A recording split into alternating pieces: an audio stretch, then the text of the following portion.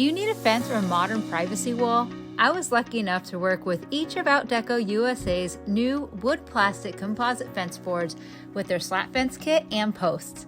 The system creates a great DIY or professional quality decorative fence or screen, and I think has a very classy and high-end look. One thing I like about the Slat Fence Kit is you can use pretty much any material, Like these cedar boards, or have this espresso one, and this is like their smooth board that comes in 5.5 inches. They also have a 3.5 inch so you can adjust it kind of like we've done here. Outdeco also has a tongue and groove version, which is super cool. So these just lock right into each other, creating a nice solid fence.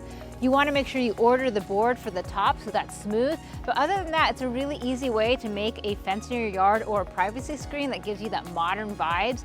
It's been really fun playing around with the wood slat kit, but honestly, I'm not sure which product I like most, whether it's using the real wood or using the wood plastic composite fence boards in tongue and groove or smooth. Which one would work for your yard best?